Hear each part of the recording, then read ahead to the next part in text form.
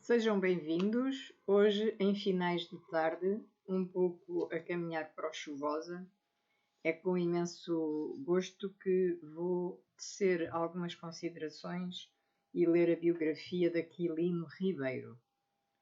Portanto, este escritor português de grande renome nasceu em 1885 no Carregal de Tabosa, concelho de Sernancelho, em 13 de setembro, filho natural, o último de 4, do padre Joaquim Francisco Ribeiro e da camponesa Mariana do Rosário Gomes, tendo uma irmã mais velha, Maria do Rosário, e dois irmãos mais velhos, Melchior e Joaquim. Foi batizado na Igreja Matriz dos Alhais, no concelho de Vila Nova de Paiva. E assim vai prosseguir a leitura da aventura deste nosso escritor português. Ora, Aquilino Ribeiro viveu uma infância plenamente inserida no meio rural, brincava na rua com as outras crianças da sua idade, admirava os pássaros e, no limiar da adolescência, gostava de montar a cavalo e de caçar. Em 1895, já a viver no concelho de Moimenta da Beira, realizou o exame de instrução primária e entrou no Colégio de Nossa Senhora da Lapa.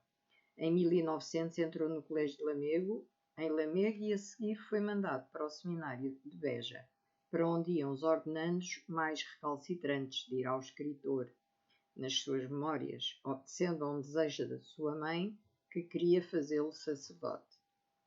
Aquilino era expulso mais tarde, ou seria expulso do seminário em 1904, depois de ter dado uma réplica cortante a uma acusação do padre Manuel Ansan, um dos diretores da instituição. Regressada Sortosa, ou Sotosa, daí saiu, ao fim de 2 anos, rumo a Lisboa. Começava a sua conspiração contra a monarquia liberal, desvirtuada por governos autoritários. Em 1906, começa a colaborar no jornal republicano A Vanguarda. Em 1907, em parceria com José Ferreira da Silva, escreve A Filha do Jardineiro, obra de ficção, de propaganda republicana e de crítica às figuras do regime. Entra a seguir para a Loja Montanha, do Grande Oriente Lusitano, em Lisboa, a convite de Luz de Almeida. É também em 1907 que Aquilino é preso, acusado de ser anarquista, na sequência de uma explosão no seu quarto na Rua do Carrião, a 28 de novembro, em Lisboa, na qual morreu inclusive um carbonário. No ano seguinte, em 1908, Aquilino evade-se da prisão, em 12 de janeiro, e durante a clandestinidade em Lisboa mantém os contactos com os regicidas, refugiado numa casa de Meira e Sousa, na Rua Nova do Almada, em frente do Tribunal da Boa Hora. Estabelecida em Paris em 1910, estuda na Faculdade de Letras da Sorbonne. Vem a Portugal após o 5 de outubro e regressa a Paris, onde conhecera a alemã Greta Tiedemann. Após uma estada na Alemanha, virá a casar com Greta. O casal regressa a Paris e, em 1914, nasce-lhes o primeiro filho, Aníbal Aquilino Fritz Tiedemann Ribeiro. Nesse mesmo ano ainda publicará um novo livro designado por Jardim das Tormentas. Em 1915, a família é obrigada a regressar a Portugal na sequência dos conflitos da Primeira Grande Guerra. Aquilino, mesmo sem ter conseguido terminar a sua licenciatura, é admitido a lecionar no ensino secundário, sendo colocado como professor no Liceu Camões, onde ficará durante 3 anos. Em 1918, publica A Via Sinuosa. No ano seguinte, em 1919, entra para a Biblioteca Nacional de Portugal a convite de Raul Proença. Convive com o chamado Grupo da Biblioteca Nacional, onde pontificam Jaime Cortesão e Raul Proença.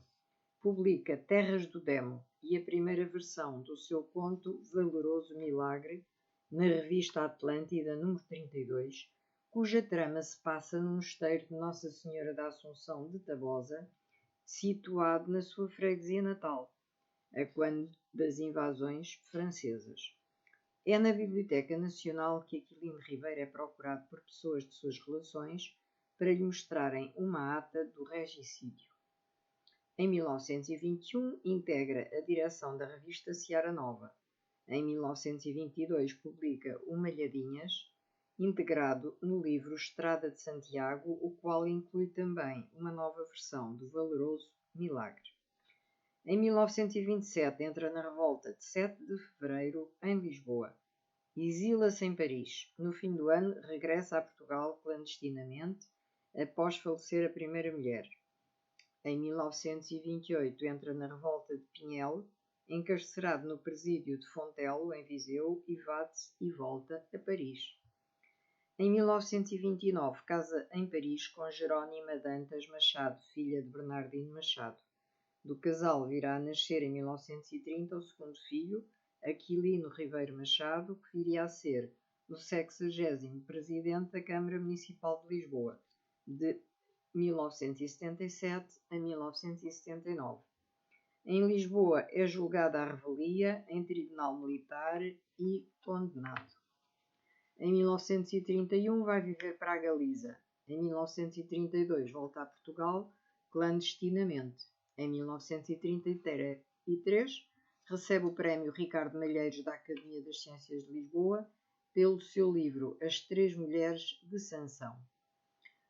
Em 1935 é eleito sócio correspondente à Academia das Ciências de Lisboa e em 1946 publica Aldeia, Terra, Gente e Bichos. Em 1951 publica Geografia Sentimental e em 1952 faz uma viagem ao Brasil, onde é homenageado por escritores e artistas na Academia Brasileira de Letras. Em 1956 é fundador e presidente da Sociedade Portuguesa de Escritores. Em 1957 publica A Casa Grande de Romariguens e em 1958 Quando os Lobos Uivam. Neste mesmo ano é nomeado sócio efetivo da Academia das Ciências de Lisboa, milita na candidatura de Humberto Delgado à presidência da República. Em 1960 é proposto para o Prémio Nobel da Literatura por Francisco Vieira de Almeida, proposta subscrita por José Cardoso Pires, Davi Mourão Ferreira, Urbano Tavares Rodrigues, José Gomes Ferreira, Maria Judite de Carvalho, Mário Soares, Vitorino Nemésio, Abel Manta, Alves Radol, Luísa da Costa, Virgílio Ferreira, entre muitos outros. Em 1962 nasce-lhe a primeira neta, Mariana, a quem dedica o livro da Marianinha. Em 1963 é homenageado em várias cidades do país por ocasião dos 50 anos de vida literária. Morre no dia 27 de maio. Nessa mesma hora, a censura comunicava aos jornais não ser mais permitido falar das homenagens que lhe estavam a ser prestadas. É sepultado no Cemitério dos Prazeres. Em 1974 é publicado o livro de memórias Um Escritor Confessa-se. Como escreve José Gomes Ferreira, no prefácio Aquilino sabe mentir a verdade.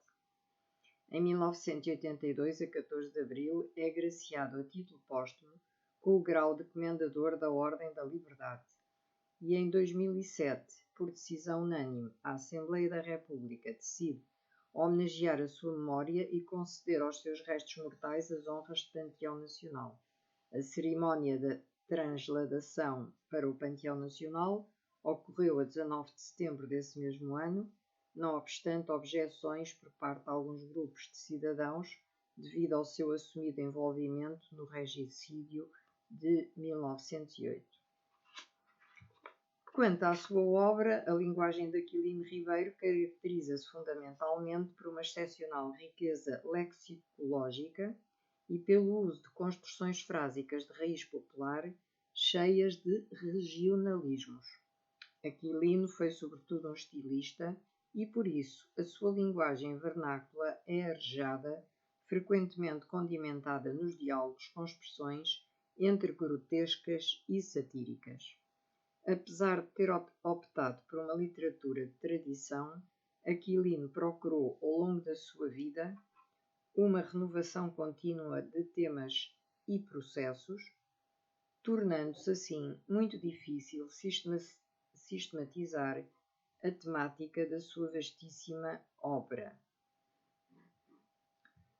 Num número considerável de obras, Aquilino reflete ainda que, distorcidas pela imaginação, cenas da sua vida, o convívio com as gentes do campo, a educação ministrada pelos sacerdotes, as conspirações políticas, as fugas rocambolescas, os exílios.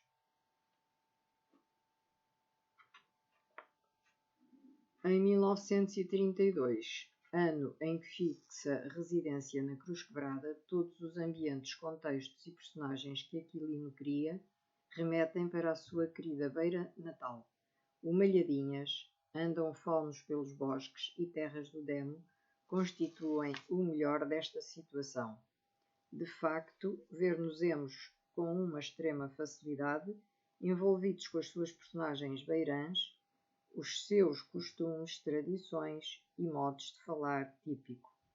Aquilino Ribeiro, como escritor, não pode ser enquadrado em nenhuma das escolas e tendências da sua época. Tem colaboração na segunda série da revista Alma Nova, de 1915 a 1918, começada a publicar em Faro em 1914, na revista Luso-Brasileira Atlântida, que durou de 1915 a 1920, na Ilustração, em 1926, Homens Livres, em 1923, no jornal Miau, em 1916, Revista dos Centenários, publicada por ocasião da Exposição do Mundo Português, na primeira série da revista Panorama, de 1941 a 1949, e na revista Luso-Brasileira Atlântico. E, portanto, a obra é vastíssima, muito variada no contexto e nos sistemas, portanto, de extrema facilidade de leitura, embora alguns tenham particularidades da região em que ele as escreve, e, portanto, ele constitui um dos melhores exemplos dos escritores portugueses da nossa época contemporânea, porque efetivamente a sua imaginação e o convívio com as gentes do campo e também a educação ministrada pelos sacerdotes e as conspirações políticas, os exílios, as fugas recambolescas, são efetivamente refletidas em muitas das suas obras. E, portanto, ele identifica-se em algumas com agentes do campo e louva, portanto, toda essa vivência campestre que obteve desde criança em liberdade e, portanto, inserido no meio rural.